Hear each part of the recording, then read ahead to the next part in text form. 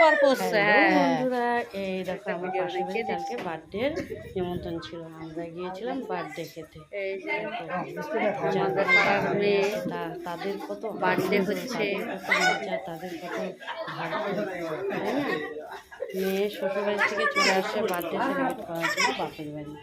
মা বাবাকে এসে বলছে আমার বার্থডে করতে গেলে, কারণ এই বছর বাপের বাড়িতে বার্থডে সেলিব্রেট করবে।